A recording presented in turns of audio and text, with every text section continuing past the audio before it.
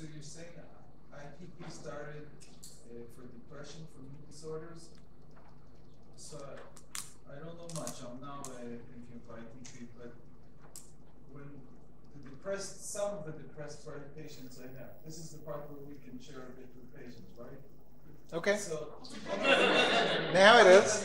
One of the major That's a nice example of assertion. Yes. One of the major concerns that some of them had when they started therapy, and they didn't wait a decade, they came relatively fast, was do I know how long will this last? Right? It's a major question, some people with depression.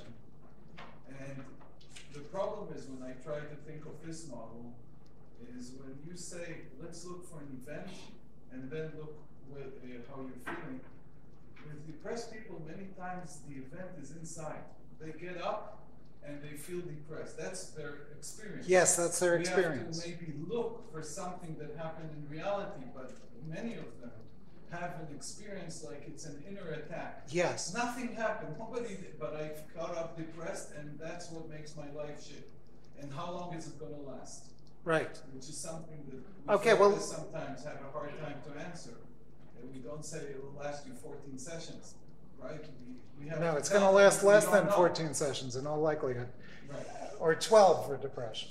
Right, 12. 14 but, is just for PTSD. Right. Yes, you are right that many patients say, this is me, or this is something in me, right. Or I am... not me. They feel it's alien, but it's attacking them from within. That's already progress. Because a lot of patients come and say, I'm a defective person. I am just bad. Everyone knows it. I'm a loser. Everyone should know it because I am a loser. And that's a very ugly view of the world, right? And yet, if you take a careful history, even though they say nothing happened, in fact, it turns out something major happened, and they've really discounted it. And it's just their frame of reference is, and this is one of the weird things that happens with these psychiatric syndromes, is people lose any kind of objectivity, and they fall into these strange patterns where they say, it's all me, I'm just horrible.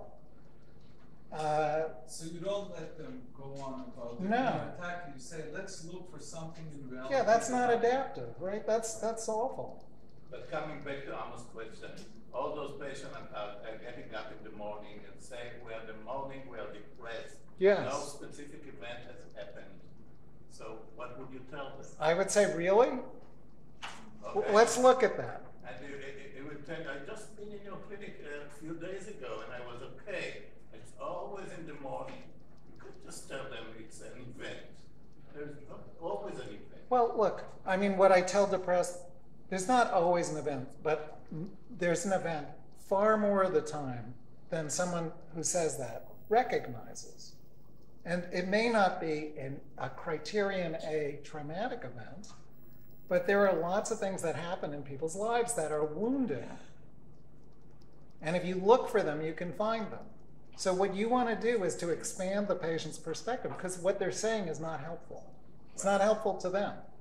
And the other thing you can do is a certain amount... telling them, listen, it's a phenomenon that sometimes the morning is less good and you'll be better. That's right. That's right. This is part of my psychoeducational spiel to patients is 2/3 of patients with major depression feel worse in the morning. We call that diurnal variation. It's likely to get better as you get better.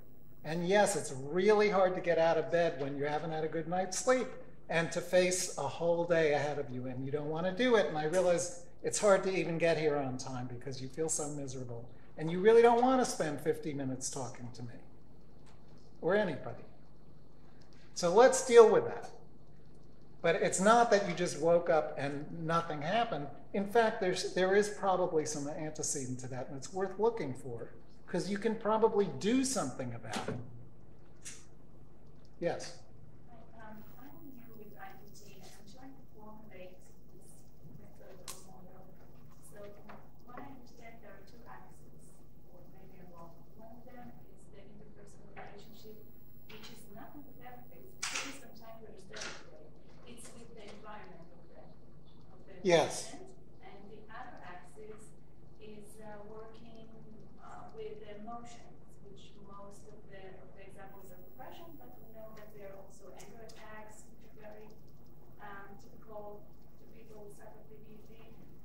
those the only two main axes, or we can also add the role play as another axis to this model? I mean, that's a very nice summary. I don't know about axes, but yeah, the other thing would be the medical model. You know, you have an illness, it's not your fault, it's treatable. You're coming here for a reason. Good that you're coming here. Let's get to work. And let's try to understand what you're going through, which is a recognizable medical syndrome. Is there kind of a protocol for those meetings or not?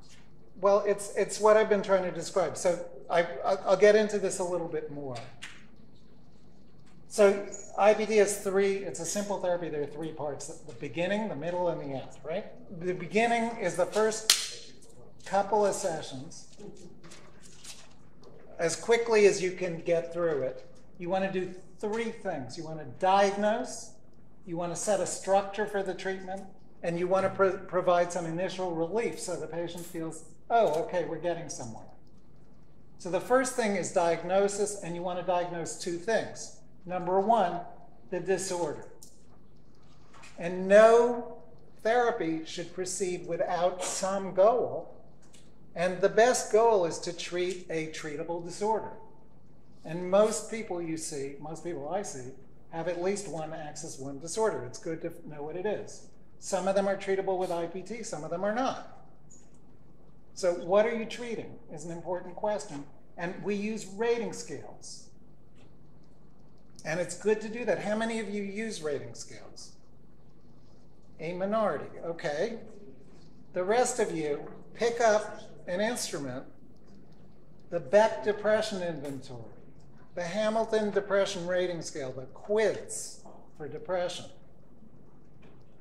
the PCL, the PTSD checklist, or the CAPS, the Clinician Administered PTSD scale for PTSD. These are useful instruments. They let you go through the DSM or the ICD criteria and figure out, does the patient have this disorder or don't they? How severe are the symptoms? And then you repeat this serially during treatment, and you find out, is the patient getting better? That's important to know. It's important for the patient to know. That's important for you to know. In depression in particular, patients may be improving and their mood doesn't necessarily change first. This is particularly dramatic with medication. Actually, in psychotherapy, mood often changes before the neurovegetative symptoms, but it doesn't always. So if the patient's improving, that's really encouraging, and you want them to know that. So if a patient initially has a Hamilton score of 30, that's very depressed.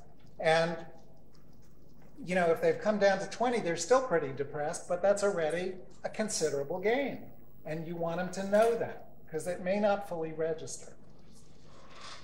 So part of the exercise of this opening treatment to treatment is not just for IPT. You do a good diagnostic interview. And if the patient's depressed, you do a depression rating scale. And then you can say, the last 24 questions I asked you are the Hamilton Depression Rating Scale. This has been around since 1960. It's been used in almost every major research study. We really know what it means. 0 to 7 is not depressed. 8 to 12 is mildly depressed. 13 to 19 is moderately depressed. Over 20 is the big leagues. Severe depression. What do you think your score is? And then you add it up in front of them. Gee, 27, that's pretty bad. You have a severe depression. It's good for you to know that. And don't worry, we can treat it. You have a treatable illness. It's not your fault. And inside of the next 12 weeks, I suspect we will have you down in single digits where you should be. Okay, that is a form of psychoeducation which is really helpful to patients and really helpful to therapists because you know where you stand. And if you repeat that, you don't have to do it every session, but if you repeat that every few weeks or even a few times over the course of 12 weeks, you and the patient will see how things are going. And it's a great remoralizing moment for patients to say, oh, gee, my Hamilton Depression score is under 7 now. I did it. And one of the things that's exciting in IPT is it isn't the therapist's magic that gets you better. It's the agency of the patient taking charge of his or her own life, going out there and improving their marriage, or mourning the loss of someone important to them, or making a role transition. They've done it. They get the credit. You want to give them the credit. And if they say, oh, you're such a brilliant doctor, that's why I'm better, you say, thank you very much, but who did the hard work around here? I'm just the coach. Because it's important for people who've been feeling passive and helpless and hopeless and worthless to feel they can do things. That's what you want them to leave therapy doing. So you diagnose depression. You diagnose... I just want to check because it's around the lunch break. If you want to continue more or break down, whatever is best for you. 5 more minutes? Is that acceptable? And then you can have lunch? You diagnose depression. You take an interpersonal history, or PTSD, and you diagnose the interpersonal inventory, right? You get a history, but it's partly a pathological history. What traumas have you been through? Things like that. But it's also mainly a social history. How have you had relationships with other people? What are relationships like for you, since they're different for you than for the next person? How close do you get to people? How do you get angry with people? How do you function with other people? Who's around? Who's an ally? Who's an enemy? And in doing that, you find out, A, has somebody died? Are we dealing with complicated bereavement? And particularly for PTSD, it would be violent bereavement. Are we dealing with a violent relationship, a role dispute, which is the source of the PTSD? Are we dealing with a role transition? Has something traumatic happened, like 9/11, or like being in the military and something vicious happened around you? So by the end of a couple of sessions, you have a diagnosis, you have a problem area, and you only want one. You want to keep things nice and simple. And sometimes people have more than one. You take the one that makes the most sense. And you want to link them in a formulation. So a formulation is, you know, you've been really helpful. You've given me a lot of history. I think I understand what's going on with you, but correct me, please, if I'm wrong. And my understanding is, from what you've told me, that, first of all, you have post-traumatic stress disorder. It is no wonder that you are having these symptoms, given what you've been through, the trauma being X. To be in a car crash and to be the sole survivor of your whole family, that's a really bad thing to go through. And I know you feel to blame, even though you weren't driving. And it's been really hard to come to terms with that. I don't know how people come to terms with that, but really hard, isn't it? And you have these symptoms connected to this trauma. And we call that complicated bereavement. So there's an organizing focus, which I think we should work on for the next 12 weeks, which is how do you come to terms with a life-changing trauma like this? Or you're in an abusive relationship. You know, your husband has been treating you horribly, and yet you feel dependent on him, and it's hard to know how to object, and you've been through other traumas earlier in your life which maybe were a setup for this. But right now the crisis is your marriage, and we call that a role dispute. And you're getting battered at home, which is awful, and we have to figure out a safe way for you to handle that. Or life has not been the same for you after the September 11th attacks, which you were unfortunate enough to witness close up. Amazing that you even got out of the tower, but it's changed your life. You've lost your job, you've lost your colleagues. It's been hard for you to function since then, and no wonder. And we call that a role transition. And we need to help you find a way out of that. And we can do that in the next 12 weeks, believe it or not. I don't expect you to believe it till you've done it.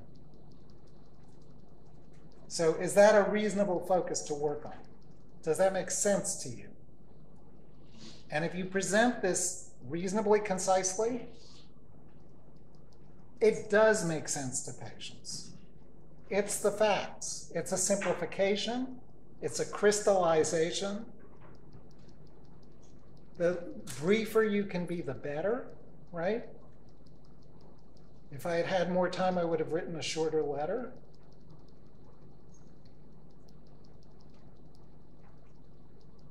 You have plenty of time while listening to patients to think about how can I organize this into a concise formulation, linking the trauma to the patient's situation, of the patient's situation to the patient's syndrome. And patients do understand that. It's a real life explanation. And they say, okay, it's a scary thought. I don't believe we can do it, but okay. And then you're home free. And then you have a focus that you can use going forward. So that's a key moment. And this is unusual in IPT, I think, that the formulation is right out there, you know? In a dynamic treatment, you have an elaborate formulation, but it comes out in dribs and drabs over years sometimes, and it's constantly changing. And in IPT, it's simplified, it's an oversimplification, but it's blunt and direct, and it really works. It organizes things for the patient. As in CBT, as in chemotherapy, it's always the idea of doing some psychification or some type of formulation. Yeah. The only thing that bothers me, sorry to say it, is that you must connect it to an event. Why not to connect it to certain schemas that run? You can do that, but then you call it schema therapy. The other thing you do is to form a structure for the treatment. So you say, we're going to be meeting once a week. We want to focus not on what happens in the office, but what happens in your life. This is a great time to take chances, by the way. We can talk about what happens. You give the patient the sick role. You're not at your best right now, etc. It should get better as you get better. But don't blame yourself for not functioning at your best, because you're not at your best right now. You have a score of 70 on the CAPS. That's really bad. You can blame yourself later after the But you don't in IPT. No, you blame the disorder. You have PTSD. That is a major handicap in facing life. And you blame the environment. You know, that rotten husband of yours is torturing you. Be angry at him, be angry at the PTSD, don't be angry at yourself. So it's really a no-fault therapy. And if you do this, if you just do this early formulation, and you put a structure in place so the patient knows what to expect, there is a kind of non-specific improvement that you tend to see in IPT. Symptoms go down in the first couple of sessions, and it's a temporary gain. It's not permanent improvement. It's the patient suspending to some degree their conviction that life is hopeless, and you want to use that momentum to move forward. So once you have an agreement on the formulation, you move into the middle sessions, which I guess we'll get to after lunch. Okay? Thanks. This has been lively. This is good. Okay, ready? Everybody caffeinated? Let me go through just a few more things, and then I really want to hear your cases. And we have between now and 3 o'clock, okay? So you get through this initial phase, you do a certain amount of psychoeducation. What is PTSD? Not too much. Patients aren't going to remember that much. But you want to correct distortions. You want to blame the disorder for a lot of things that are going on, particularly socially. And you want to say there's hope you're going to get better. People do get better. People are resilient. And really, I have to say, one of the most inspiring things about doing this work is that you saw these broken people come in with horrible traumas who really changed their lives in a matter of weeks. And you realize they are heroes, you know, they are heroines, they are brave. And I encourage therapists to tell them that. Because that was how the therapist felt, and it's really true. It's inspiring to see. Like we had a 9/11 victim, you know, who had worked in the World Trade Center, who had almost died, who saw his colleagues jumping out of windows, who saw the buildings come down, all that stuff, who had respiratory problems from having inhaled the fumes. And by the end of treatment, he had avoided Lower Manhattan. We didn't bring up going back to Lower Manhattan, but he got a lot better working on his marriage, which had suffered since he couldn't talk to anybody about anything. And by the end, his marriage was better. And he said, you know, I've decided I'm going to become, there's a new 9/11 museum, and I'm going to be I've signed up to be one of the docents, one of the guides, to help people understand what it was like. So that's a really nice outcome. And it's the kind of IPT outcome you hope for, that people really integrate what's happened to them in some way and really change their lives. So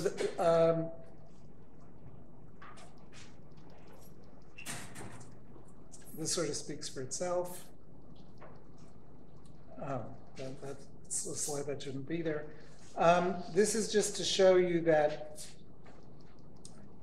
most of the focus areas in our study, 6 out of 38 patients had complicated bereavement, meaning they witnessed a violent death.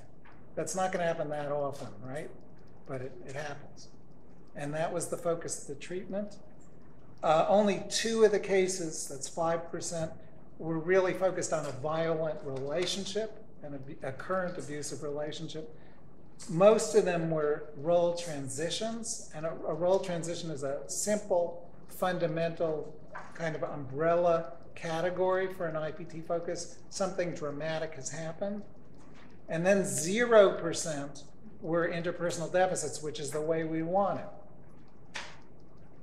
because that's the least comfortable problem area. You want to be able to blame something, and if there's not been a life event, then you can't really do that. Just give an example of how the role transition focus would be formulated. Yeah, I mean, the idea is, what people come in and say is everything was fine until something happened, right? I was fine until 9/11. I was okay until I was driving home. I was having, this is an actual case. I met my friend for dinner in New Jersey, and we were driving home on one of those 2-lane highways with a median divider, and a drunk driver coming the other way came over the median and crashed into our car. And I had orthopedic injuries, but I got off easy. And my best friend, who was in the front passenger seat, died. And I keep thinking, could I have swerved? Is there anything I could have done? It's my fault that my friend died. Actually, you know what? That's not a good example. That's complicated bereavement, isn't it? But something happened. And since then, my life has been not the same. It's been terrible. And we say, and it feels like everything's just chaos, you know? I'm in free fall. And the nice thing about a role transition is it organizes chaos for people. And you say, no, it's not, it feels like free fall. It feels like chaos, but it's really a transition. You've gone through a change, and now you have to come to terms with that. And yes, things are different after the World Trade Center. Or things are different since the earthquake. Okay? So this is the basic IPT approach. We've been through this. How have things been since we last met? You get a mood or an event. For PTSD, you get an event early on. You link it to a mood. You help the patient flesh out what their moods are, what their feelings are. So after a couple of questions in every session, you have an affectively charged life event, which hopefully is related week by week to the focus of your treatment, to a role transition zone. And then you explore, what was that event? What went right? What went wrong? What happened? And the usual sequence is you try to create a transcript of that event. So what did you expect to happen when you met so-and-so? And what actually happened? Tell me all about it. What did you say? What did the other person say? What did you feel then? And then what did you say? So, standard example, patient comes in for a second session of IPT and says, and you say, how have things been since we last met? And the patient says, well, I felt a tiny bit better after meeting with you for the first time, but then I went home and had another fight with my husband, and I thought, this is all hopeless, and I'm miserable. That would be good for a PTSD patient, because at least they're miserable, right? They know that much. And you'd say, okay, well, I'm sorry to hear that happened, but tell me about it. What exactly happened? And already, listen, already you know a lot from that first response. You already hear the patient is aware of some mood variability. They met with you once and they felt a little better. That's good. That's encouraging for the therapeutic alliance. And then they go home and there's trouble and they feel less good. All right, good. So you want to help the patient see, aha, so you're aware there's some connection between what happens in your life and how you feel. That's important. But then you want to know what happened at home, right? Tell me about the fight. What did you expect coming home? Well, my husband was drinking again, and you know what happens when he drinks, he gets violent. So I came home and I said, hi, and he said something aggressive. And how did you feel then? And then what did you say? And you're listening for what's the patient's internal reaction, and how much of that does the patient put into their response, and how much do they suppress, right? How much do they trust their feelings enough to say them, and how much do they not? And then you have to adjust for the husband's drunk too, so how does that affect it? But so you reconstruct, how did that go? You know, what does the patient say? Are they provocative? Are they submissive? How do they handle the situation? And how aware are they internally of what's going on? Yeah? Most of your examples are easy to identify with because there's an emotion and a situation, an event, that it's easy to connect the emotion to the event and make it logical and normalize it. But I do want to actually activate the patient to express his feeling or her feeling. And that part I get, and I see how this focus can be very supportive and very encouraging. And I also can see how the time limit can make things focused and happen, because you don't want to come to therapy and not use it. But I do wonder in more complex issues, and maybe it's not even classical PTSD. Sometimes we get, I see that you defined also complex, what I call complex trauma as under PTSD, although some people who have complex trauma don't show all the symptoms of capital P PTSD. Okay. But okay, what I wanted to ask you here is, what if a lot of the examples that patients give you are examples of their behavior, actually expressing their emotion, which can cause trouble, okay? And you say, what did you say? I called her a bitch. Yeah, I called her a bitch, okay. That's a response.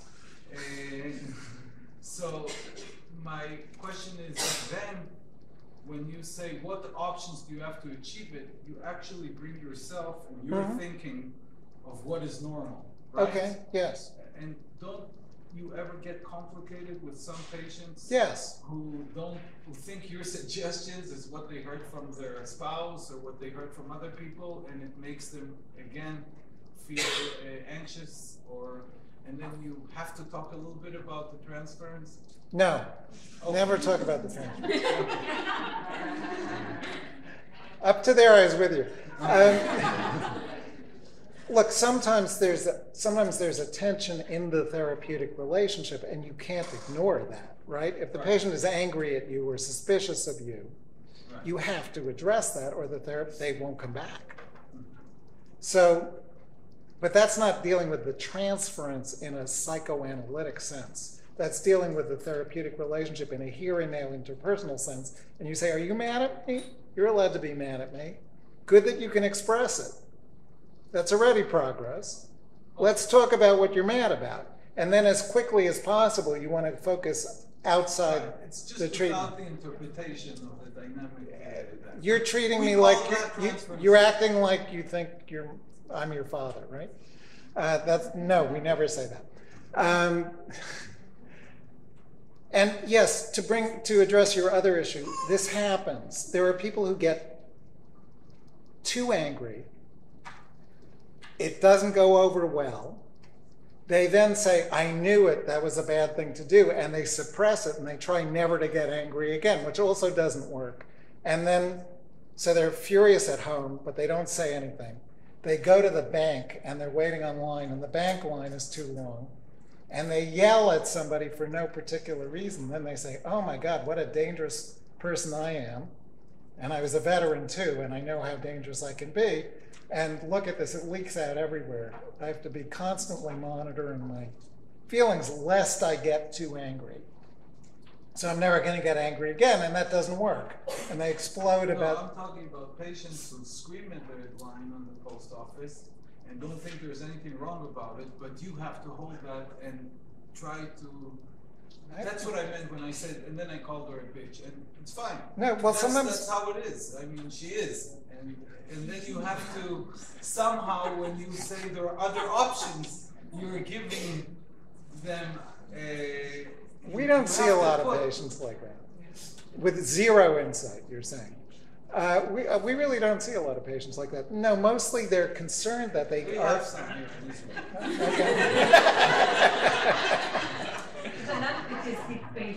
That doesn't sound like classic PTSD. Usually people are really worried that they get so angry.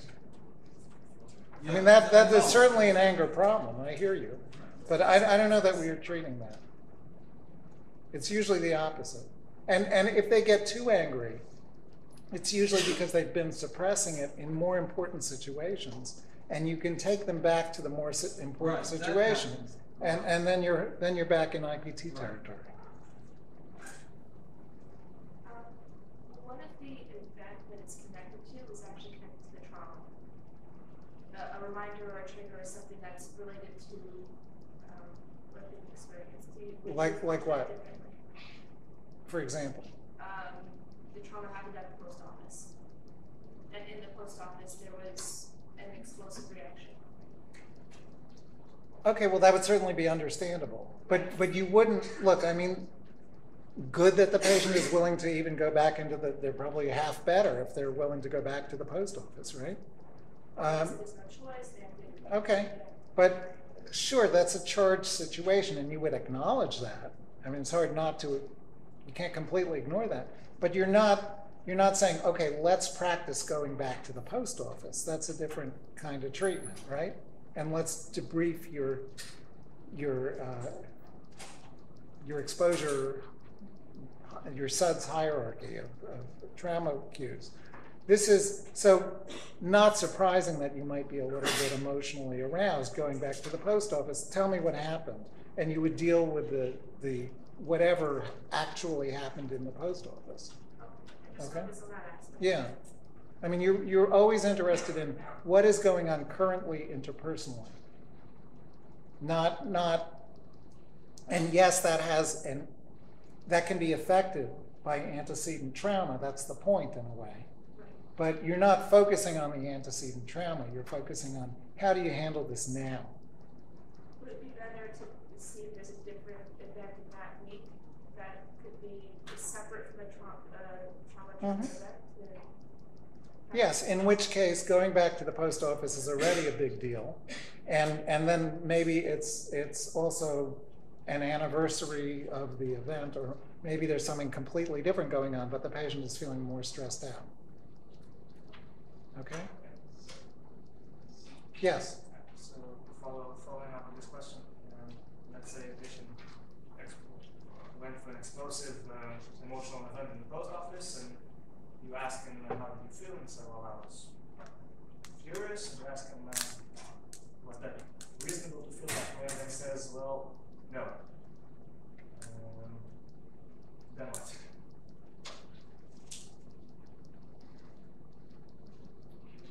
Why is it not reasonable to feel that way? I mean, if it really isn't, maybe it isn't. But, I mean, on the face of it, if the patient's been traumatized in the post office and somebody does something bothersome in the post office, it should be at least partly reasonable, right? And maybe they overreacted. In which case, how would you have preferred, this is the other thing. So you dissect this, you do this transcript of, so what happened, how did you feel, how did you actually handle it? And you're listening for a dissonance there, right? Did you really, were you aware of what you were feeling, and what did you do with that? Or what didn't you do with that? And then if it didn't work out, that's too bad, but at least you tried. And let's figure out, what other options do you have? What else could you do the next time this arises, which it's likely to do, right? Life goes on. So how would you like to handle this the next time? And let's role play that. And actually, you don't say, let's role play that. You try to jump into the role play, and the patient gets it. And it feels less artificial that way, right? They're in the middle of the scene. Yes? What happens if while you're doing this treatment model, you discover that there's access to stuff going on? I understand from your research model what looked like access to very often is PTSD. Sometimes you can also have access to that really is access to. So if you're working with somebody with some sort of personality disorder, and they're the model of a sickness model, and this is not you, this is something that's happened to you, it's something that we can work through, we cure, but then you have all of this access to stuff. Well, which access to stuff? Borderline kind of stuff going on. Which kind of borderline stuff? I don't know, like a lack of awareness of responsibility for the kind of things that you cause. And I don't just mean interpersonally. I mean, reacting in very, let's say, harsh ways or these kind of ways, or not owning all sorts of ways that you, I guess, interact with the world in not necessarily, very intense ways, but sort of access to that's a little more mild, but that really plays a role in people's lack of ownership over their own. Well, partly you're talking about a lack of insight. Is that right? I'm not sure that all access to stuff is lack of insight. No, I'm not either, but it sounds like that's what your example is. Well, I think that's probably what you'll notice most frequently in these kind of. Okay, well, look, I mean, you have to make some clinical choices. You only have a limited amount of time to work with these patients, and you don't want to get too sidetracked with personality issues, some of which may go away.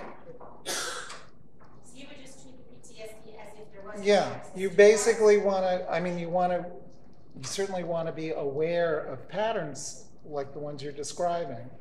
And how do you deal with them? How you deal with them may depend on what those patterns specifically are. But you don't really want to spend a lot of time on that. So when possible, I think we err on blaming PTSD as a syndrome, even if it's a little bit of a stretch, because we want to keep things organized. And if the patient gets generally better from the PTSD and they still have access to issues, then maybe they should get a different kind of therapy. The access to wouldn't stop you from doing this treatment if you No. have PTSD in addition. No. No, and again, it may not be real. It may be apparent access to. Would it be fair to describe ITP in terms of this, like the therapist's role is that the therapist is constant on making sense between the feeling and the behavior, that there is some logic between the event and the feeling, but he has some leverage to talk about the behavior, whether it's overreacted or underreacted, in order to change it? Sure. That would be... Okay. Yeah. Okay, I wanted to talk to you a little about coherence and eclecticism. All of you probably know more than one kind of psychotherapy, and there is a constant temptation to use all of it. And there's a problem with that. So a patient comes in and they're talking about all kinds of things, and you say, oh, well, that reminds me of DBT. Oh, that reminds me of CBT. That reminds me of IPT. That reminds me of dynamic therapy. And you could make a number of interventions in the course of a session which cover a range of psychotherapies. What is the consequence of doing that? Yes, scatter. So even if you are dead on target each time, and you perfectly address the crisis, not even du jour, but of the minute, what is likely to happen is the patient says, I have a brilliant therapist. He understands everything, and he has a solution to everything. But there doesn't seem to be much of a pattern to it. And if you are doing particularly a brief therapy, the patient's going to be gone in a matter of weeks. And when they are gone, they're going to be on their own in all likelihood. And you want them to leave with a coherent picture of what the therapy is, so that when the patient faces life, he or she says, oh, I remember, I'm supposed to check my automatic thoughts. Or I remember, this is the kind of interpersonal situation that I handle by asserting my feelings. Or whatever it is. But you want to be coherent and consistent so that the patient leaves with a model of the therapy that makes sense. Otherwise, they will leave saying, I had a brilliant therapist, but he abandoned me, and now I'm on my own and I have no idea what to do.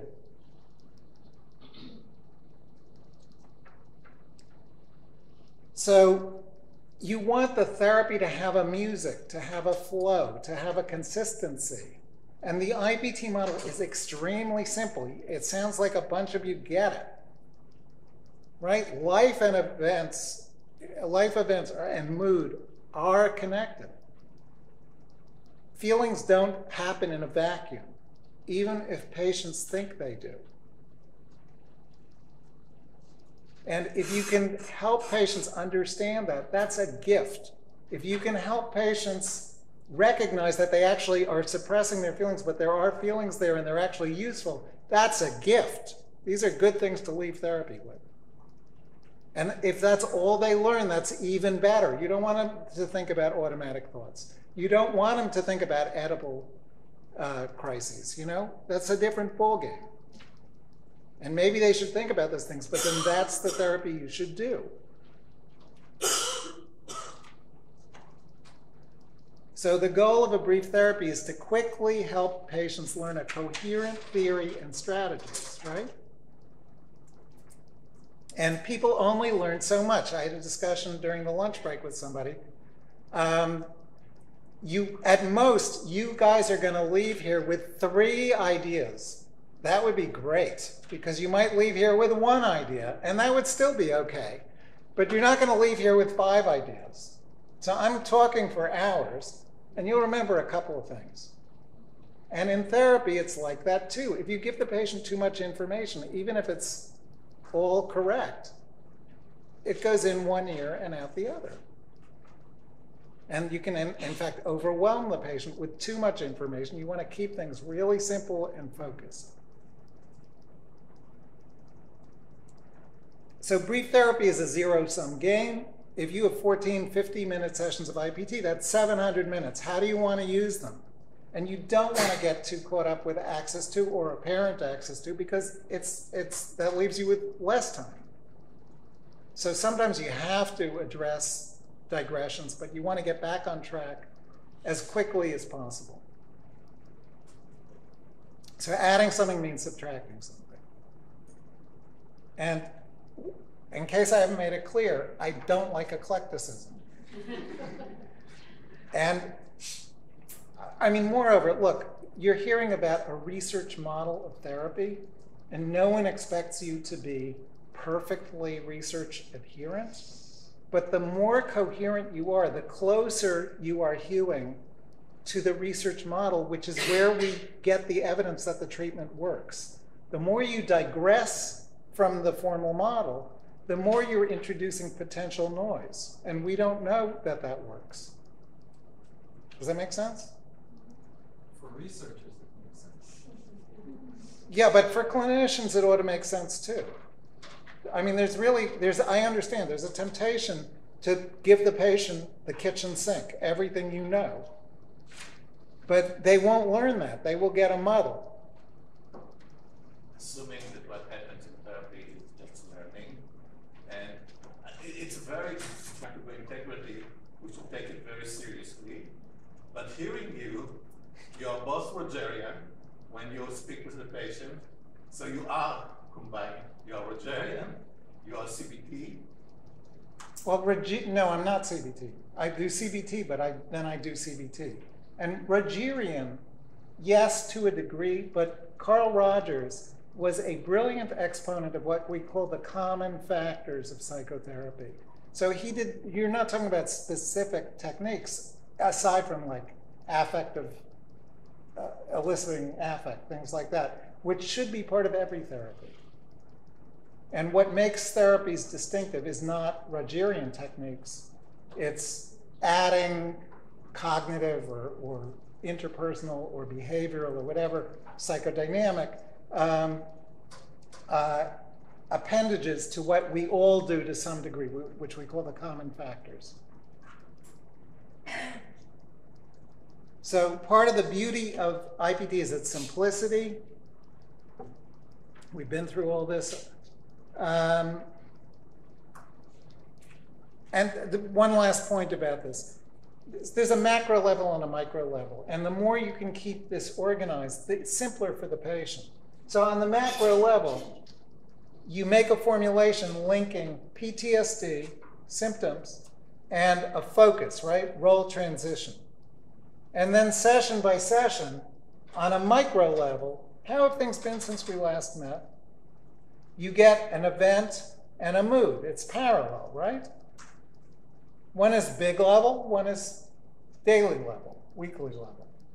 So there's a real organization to the therapy if you do it right. And again, you don't want to introduce too much noise into that.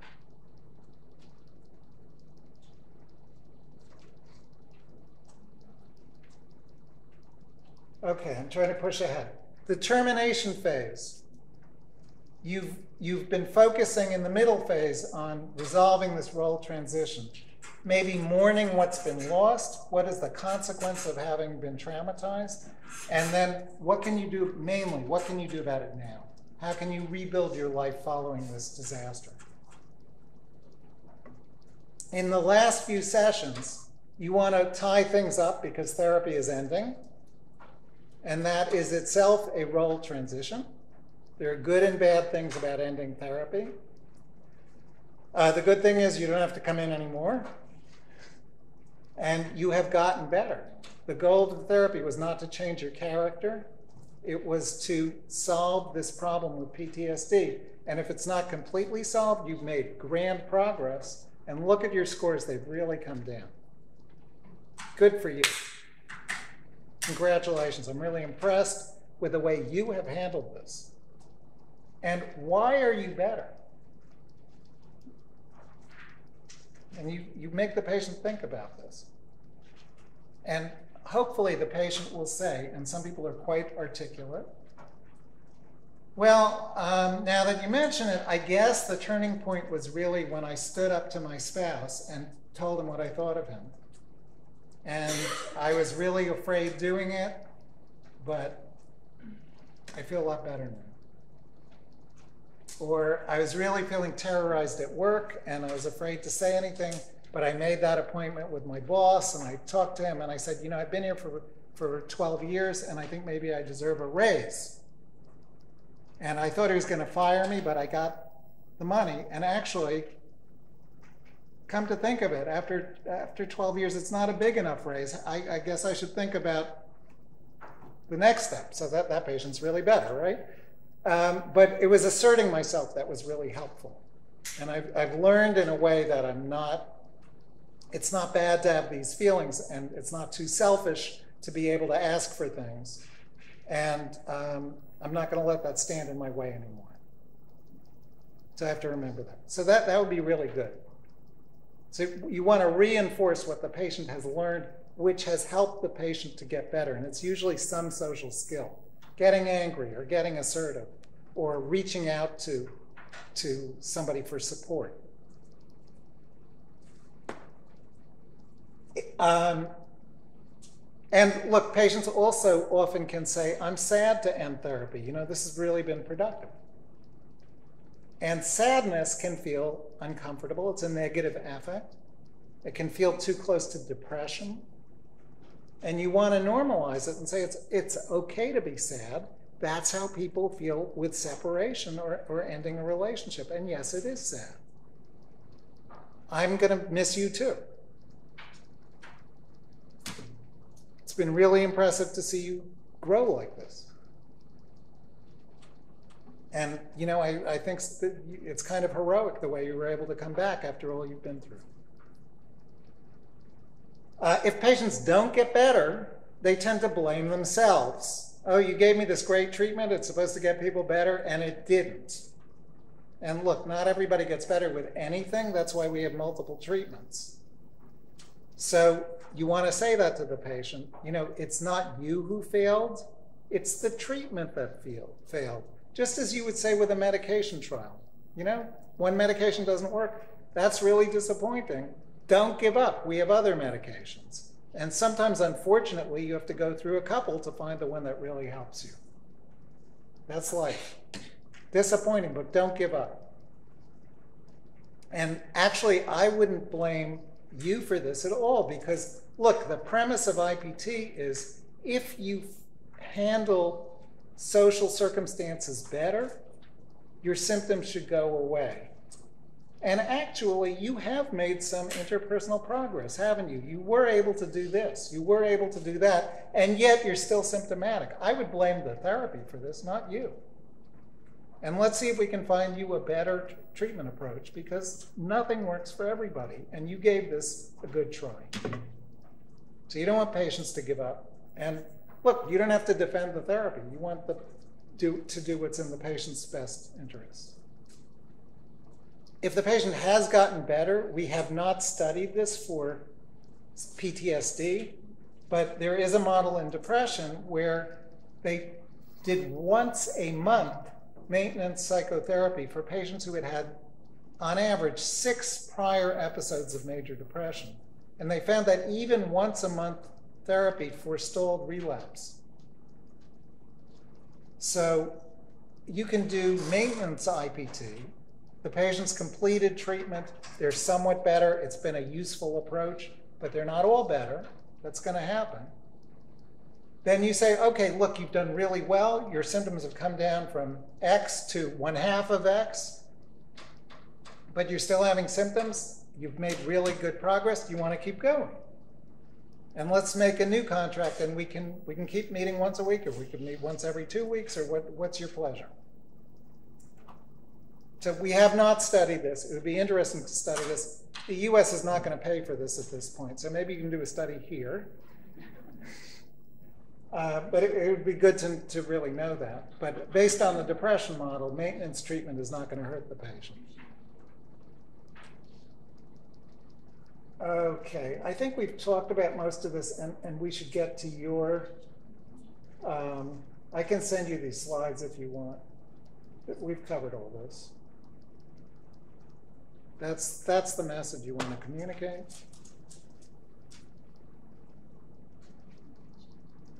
Okay.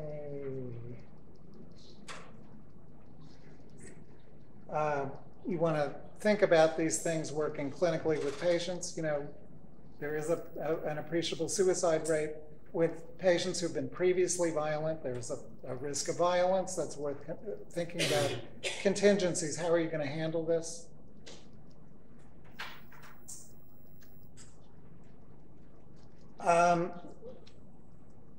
Patients need to be able to trust you. They have real trust issues. I would give patients ways to contact you. And when you offer that, they never call. But if you don't offer that, they notice.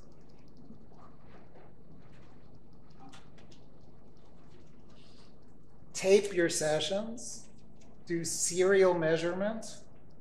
Make sure your patients are actually improving. And you know, you may want to get supervision, like from Alexandra, if you haven't done this before, because you kind of get the idea, I hope, today, and I hope you'll go out and try it. But supervision can help.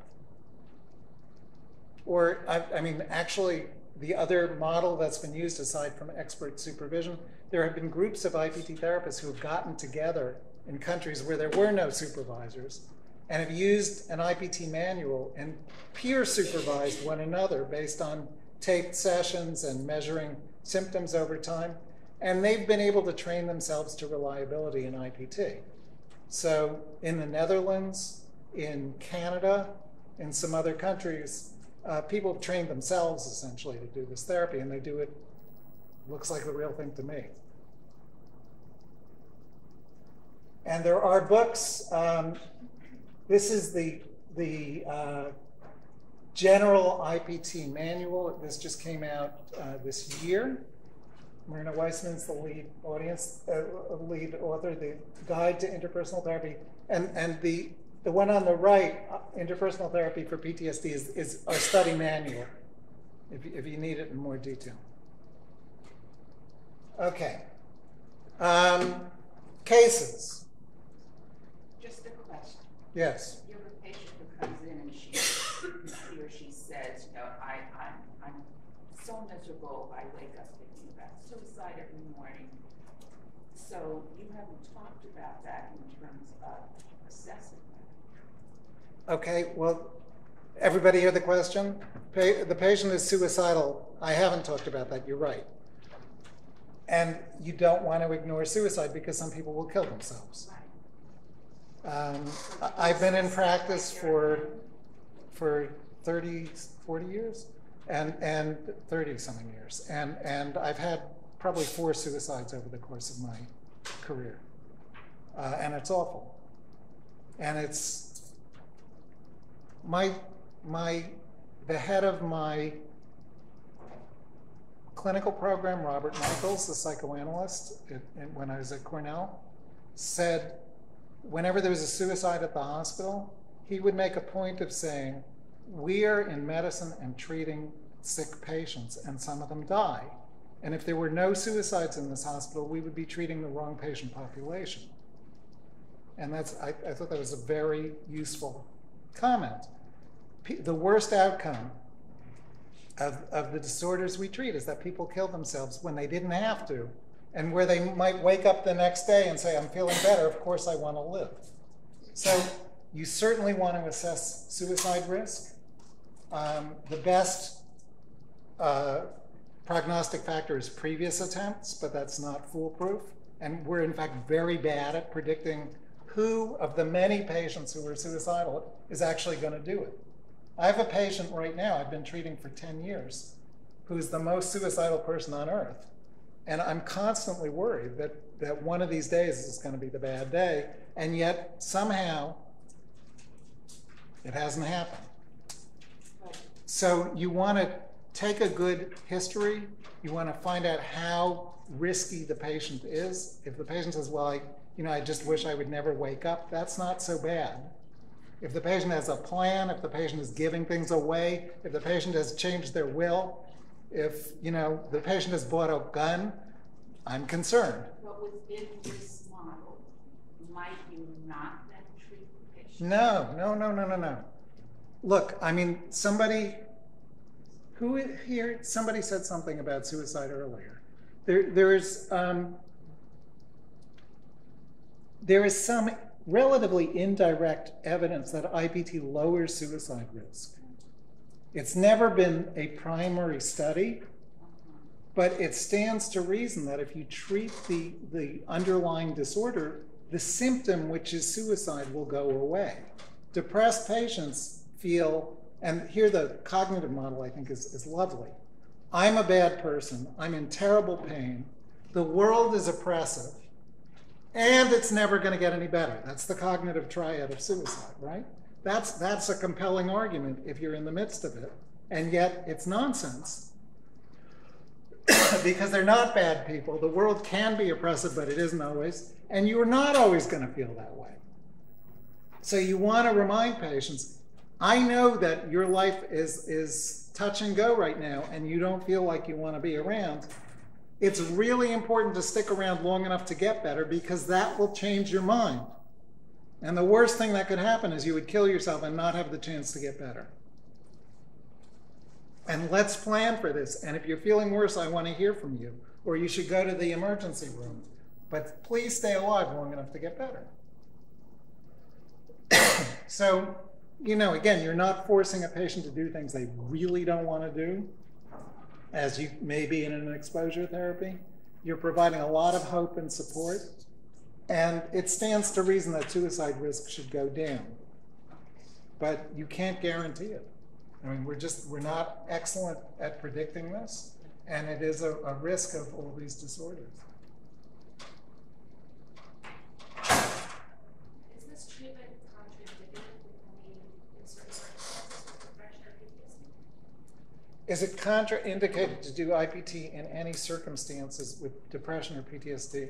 It's not been tested, and it shouldn't be tested as a standalone treatment for delusional depression, right? I mean, you wouldn't try to treat psychosis with this. You could treat the psychosis, you could treat the delusional depression with ECT or with medication, and then do therapy if you wanted. But if the patient is actively psychotic, they're not going to be listening to you, they're going to be listening to voices. So you should get them to a hospital, and they probably need ECT or an antidepressant and antipsychotic. So are there any other circumstances where this isn't being used? I can't say so. I mean, look, it's not the best proven treatment for PTSD at this point, but not really. And I would say for chronic depression, the evidence is that for any kind of chronic depression, psychotherapy alone is not the best treatment. People who have been depressed forever do best with a combination of medication and an empirically tested depression treatment. But the things that work well for acute, the talking therapies that work well for acute depression work less well for chronic depression. It's just, it's harder. Yeah? I have a question about simplicity treatment, what you talked about.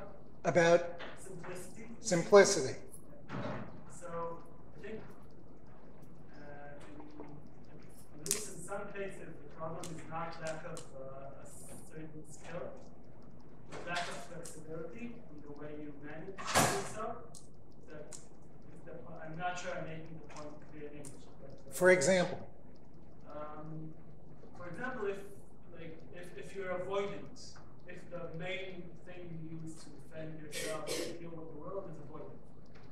maybe you know how you can do other things, but you're very rigid in how you manage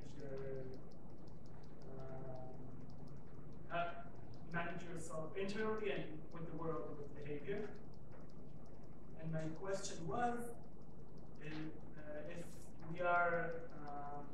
we choose to do treatment in a specific way, that's not very flexible, if we don't show the patient or teach the patient, we don't teach the patient to be flexible. That we see how he is in a certain day, we change the way how we act and what we think in accordance to that. I hope I managed it to you. Okay, well, look, I mean, as a therapist, you're doing various things in any session, right? You want to pay attention to where the patient is in the treatment. And you may never directly address that, but yes, I think you adjust to some degree for that. More rigid patients are harder to treat. Sidney Blatt, a psychoanalyst, did a fascinating study looking at the NIMH treatment of depression collaborative study. This is a study comparing IPT, CBT, and medication for depression. It's a landmark study in the 1980s. And he divided depression into anaclitic depression and I can never remember the other one, and something else depression. And introjective. Thank you. And basically the difference there is there are sort of dependent, helpless, tell me how to get better, doctor, patients who are easy to treat. And there are rigid, perfectionistic, more anal patients who are more like what you're describing, who are tougher to treat because they know better and they're very defended and they're obsessive and controlling and they don't like you to push them. So yes, those are more difficult patients to treat. And you have to some degree respect that, you know how much you can expect from them. And on the other hand, you don't want to give in to that because that keeps them from getting better too. And you might even say, I understand you want to keep some control over this, and it's hard for you to not avoid circumstances. Okay, but let's work with that. What are you willing to do? And where is the patient on a given day? There's also something called the trans-theoretical theory of change. Are you aware of that? Prochaska and somebody else. I'm sorry, my mind is going. I guess it is the jet lag. Which is, where is the patient on the spectrum of readiness to change? And your ideal patient comes in for their first session and they've already made some change. And this is a good prognosis patient. They'll do anything. They're already, they've already stopped drinking before they come in for an alcohol treatment. Good for them. This is going to be a cure. And there are other patients who are on the fence about should I even be in therapy at all? And they're going to take a little more convincing and a little more work. And you have to build a broader alliance before they're going to go anywhere. So where is the patient in that range of getting ready to change, preparing for change, not even thinking about change? How much insight do they have into the problem that they face? And how much are they willing to take big steps to change them? So I don't know that there's a simple answer to that. Does that get at your question though? I think for the most part, yeah. Okay. Is usually the aim of the therapy of IPT the interpersonal relationship with a patient, like expressing himself in front of someone, or could it be something that is non-human, like a student to submit his paper on time, or middle-aged man to start running, or Yeah. something that is not with a person at the end of the task? Yes, I think that's a good question. On the one hand, I think we do tend to focus on interpersonal relationships, and often there is another person involved. And it is a skill to be able to say to somebody, this is how I feel, and to tolerate that encounter. And I have to say, it's increasingly problematic with kids that, you know, they don't even look at each other anymore. They look at their phones, and adults too, actually. But the idea of making eye contact with another human being is increasingly foreign. And that's a challenge for a lot of people. And it's good to have that skill, so I generally encourage that. But to try to answer your question, part of a role transition might be adjusting to your environment. Now that I'm retired, what am I going to do with my life? And some of that might be interpersonal. But some of that is, I'm going to do something. I'm going to take action. You know, I'm going to accomplish something. Or I've been procrastinating, and now I'm going to get my dissertation in after 14 years. But then how do you do the role play? It's like you do it like a dialogue of a person within himself. I want to go running. No, I don't want to go running. No. No, not something like that. No. It's hard to have a role play about that. It would be that's a reasonable point. That would be very artificial, right? Right. I don't know if you set it up right. No. Good. I don't know. But No, you want to go running? Fine. Tell me how it goes. Good idea. Do it. Go for it. But if he comes back next week, he says, I wanted to run, I didn't run, or I wanted to submit the paper, I didn't, I flunked. How would you use the method to this is the event, how did you feel? And now go do something to express that feeling. Well, look, this is one reason that I would not assign homework, and why IPT does not assign homework. Because if you say, okay, your task, we've agreed, your challenge for the next week is to do your homework, you know, is to get that, run 6 miles, or to run 1 mile, or to whatever it is, or to get your paper in. And they don't do it. They feel like they're bad patients. So we don't say you have to do it this week. But how will you do it? Not homework. Yeah. We still have, I hope you do it before therapy ends, which is in only a month, you know. Right. And if they do it, look, if they don't do it and they feel bad, okay, that's understandable. And what's it like if they do it? But you don't force the issue. You let the time force the issue. And, you know, it's remarkable. We did a study comparing a form of cognitive therapy to supportive therapy, to Rogerian therapy, basically. And for the supportive therapy, we got some patients, as treating these patients who had chronic depression, some therapists who were experts in CBT and they'd never done supportive therapy before, and they were really frustrated that they had to sit there and not say, okay, how are we going to tackle this? And they were only dealing with the patient's emotional responses to situations. It's even stripped down from IPT, right? It's just core affect. And they said, you know, that's really frustrating. We hate this. We're sitting on our hands. We should be doing CBT. And they were really uncomfortable. And then we would have like weekly supervision. And they said, you know, it's really funny. I didn't say anything, and yet they did it anyway. They came to it on their own. Like patients actually have minds, you know, they can do these things. Can we do role play? I have to finish a chapter, really. And you're my therapist right now. And Amos would like to give me homework, and you tell Amos, don't give me homework. Yeah. Okay. What? Please, help me. Why are you supposed to? You have homework to do?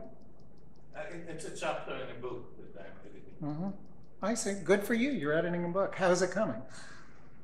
Well, I'm highly frustrated. I have all the time new ideas, and now I'm coming to this conference with new ideas, but it doesn't, the chapter is not finished. How come? Good that you're having ideas. Good that you're doing this. It sounds like an exciting project. Where are the obstacles? I don't know. It's like I'm getting up in the morning, trying to write it, and chapter. So you sit down with a plan to do what?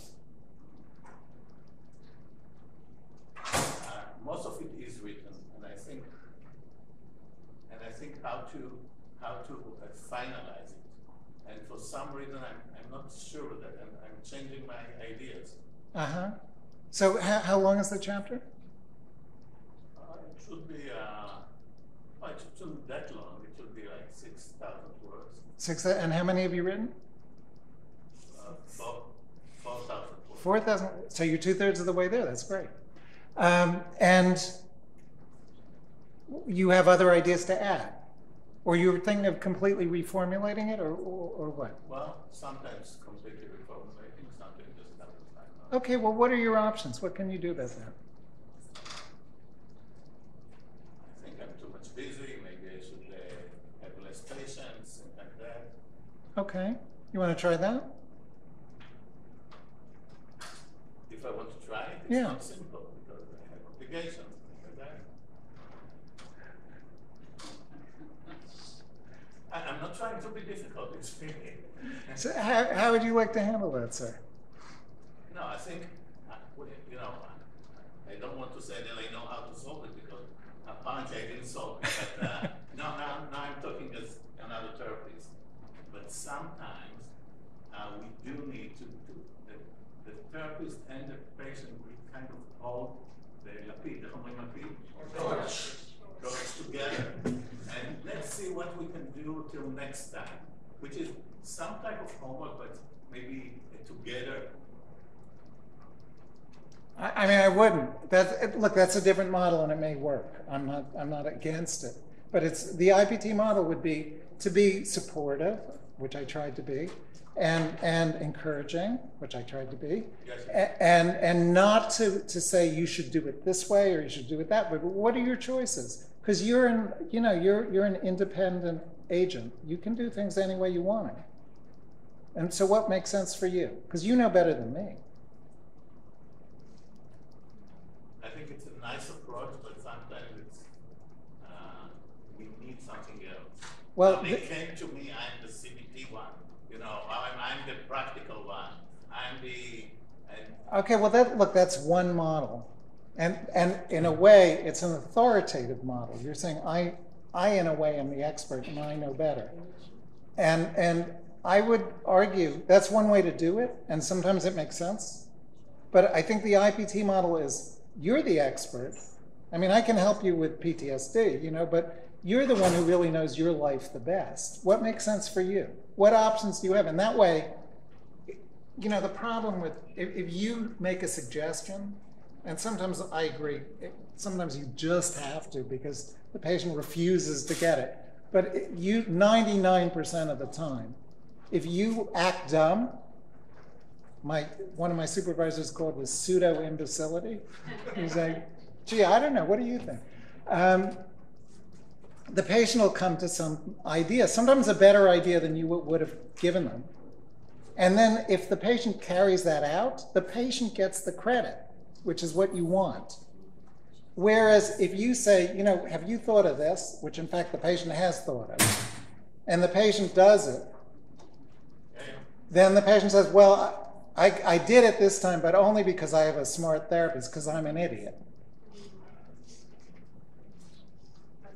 Other models would address that in different ways. Absolutely. The empty chair. Absolutely. An empty chair. Part of me that wants to do it and part of me that doesn't want to do it. They talk to each other. So there are other models. Sure. I was curious about the emotional part. Even that example, would it be relevant to ask about the emotional barriers that are getting in the way of finishing the chapter? Mm-hmm. Well, look, procrastination, you've encountered in your practice, right? And probably in your life. We all procrastinate to some degree. And the internet really helps you out in that way. So sure, what's going on that's getting in the way? And sometimes you can say, well, you know, you have a Hamilton score of 28 and you're having trouble concentrating. I expect you're having some trouble getting that done. Blame the depression, not yourself.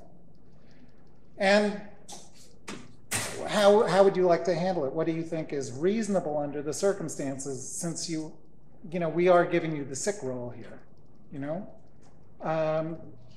Maybe you shouldn't try to finish the chapter in a single day. Maybe if you make a little progress, that would be good. John, can I add one small thing too? I just wanted to add to this, and thinking about IPT, you know, there's back to this concept of mobilizing social support.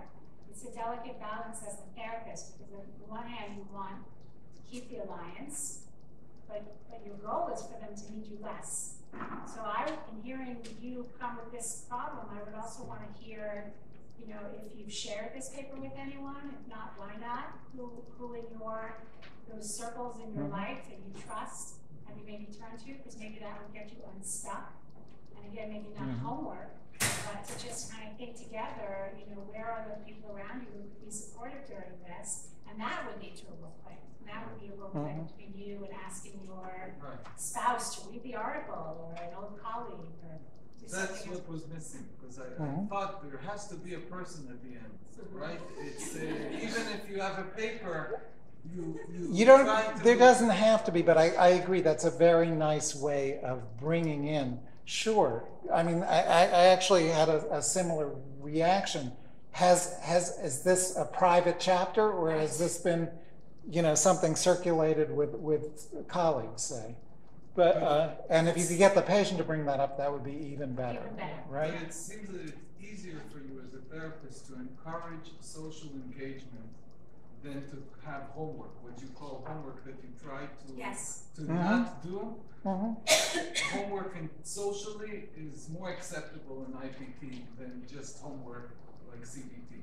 Yes. Whether it's you know, cognition or behavioral homework, but social homework is actually quite important in IPT. And you don't call it homework because you have this question saying, what are your options? And just laying them out without saying, so do that until next meeting, right? Confront your dad, or do something between this meeting and next meeting. Yeah. But just laying the options, they're there, and sometimes the patient will actually choose it. And you could, where possible, you could explore the options. How would that actually go, right? I mean, but you have to reach the options so the patient knows that he has them. Absolutely. If you say to a patient, what are your options? What do you think they say if they're depressed? I don't know. I have no options, right? I've tried everything. And that's never true. I meant that was the patient's answer. I don't know. Yeah, right.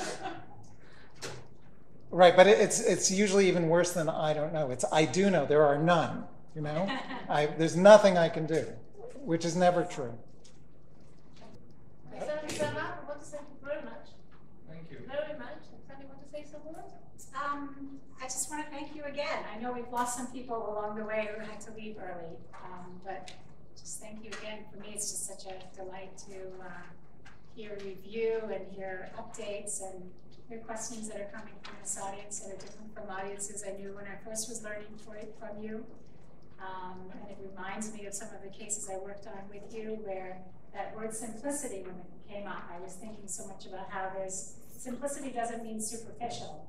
How I'm remembering some of the cases from your study where in a short amount of time with just a focus to help towards mobilizing social support or reducing the depressive symptoms really made a change in life from some really debilitating symptoms. So thank you for your time, John.